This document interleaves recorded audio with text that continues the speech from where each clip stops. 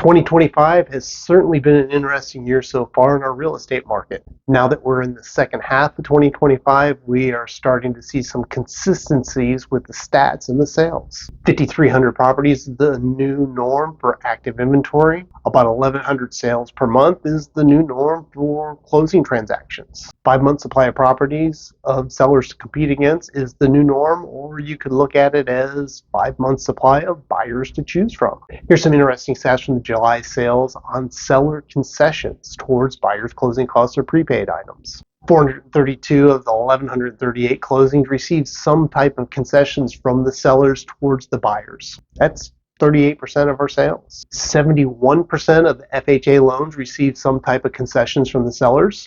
Over 45% of the conventional loans had some sort of seller concessions. 27% of the VA loans had a concession. And surprisingly, the cash sales, 20% of the cash sales had some type of seller concession as well. Overall, the average concession amount was about $8,600. FHA average concession was $11,881. Conventional average concession was $11,055. VA was $10,789. And average cash concession was $6,266.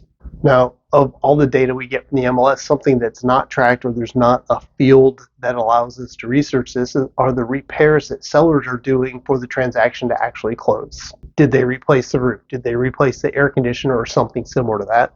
However, if you are looking to be buying a property sometime towards the remainder of 2025, I hope you keep this into consideration. Besides working on the purchase price, make certain you're asking for some type of concessions to go towards your closing costs. I'm seeing sellers that are negotiating on their price, on concessions, and repairs in order to get their property sold. A good rule of thumb regarding seller concessions, lenders and underwriters, they have a maximum amount that the seller is able to contribute towards your closing costs. Conventional loans are 3% of purchase price max. VA loans are 4%. And an FHA loan will allow up to 6% of the purchase price to go towards closing costs and prepaid items. It's best to have a conversation with your lender as you're getting pre-qualified to discuss what's available for you. I always talk to your lender prior to putting in an offer to make certain we have the right terms and conditions that are presented. Some of the other stats we're seeing here in 2025, we're averaging almost 2,000 price changes per month.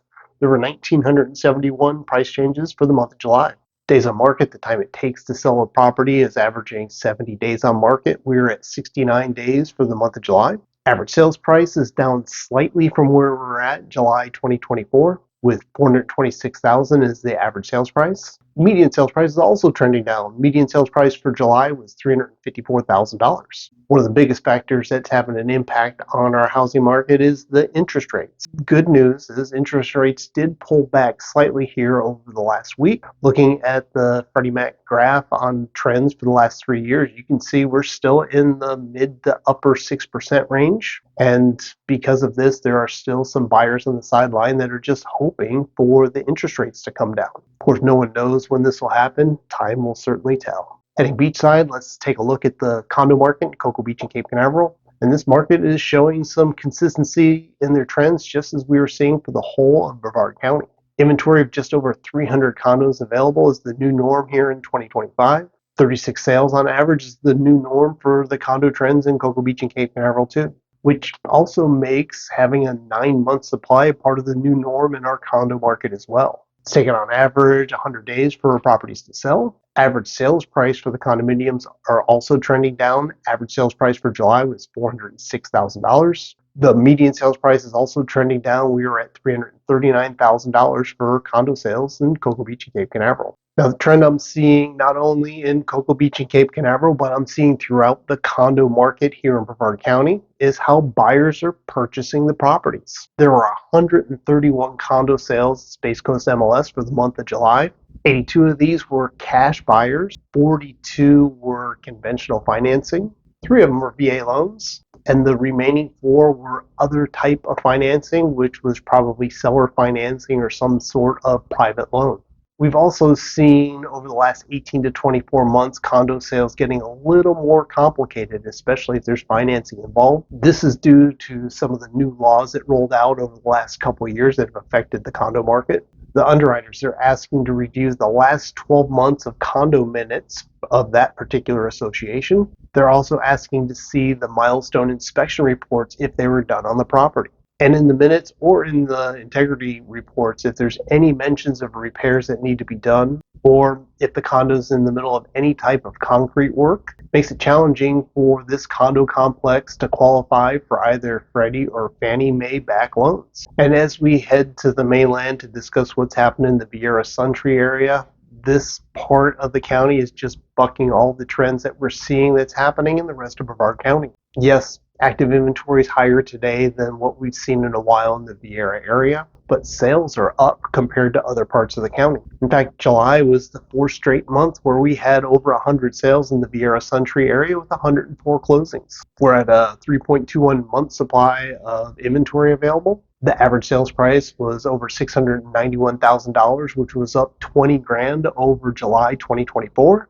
And the median sales price was $645,000, which is a $45,000 increase over July 2024. And the great sales we're seeing in Vieira, yes, it's happening in East Vieira, Suntree, and Baytree, but a driver of this sale is the new construction that's happening in Vieira West. Properties are starting to close in Cross Molino. There were 10 sales in July. Laurasia had 6 closings. Bridgewater had 5. Tres Sonoma had 4. And Reeling Park, Del Webb, and Chelford all tied in 5th place with 3 closings each.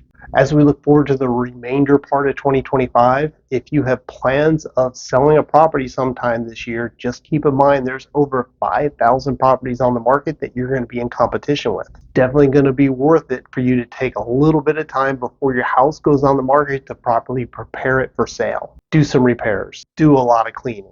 Consider painting your home inside and out. Freshen up the landscaping.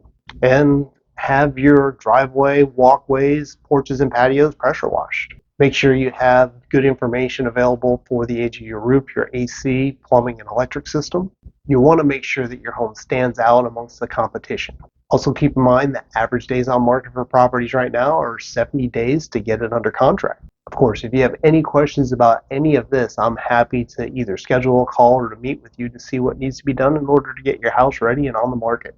This QR code will take you to my calendar. Let's schedule a time that works best for you. My name is Eric Larkin. I'm a real estate agent here on the Space Coast. I appreciate you tuning in, and I'll see you on the next show.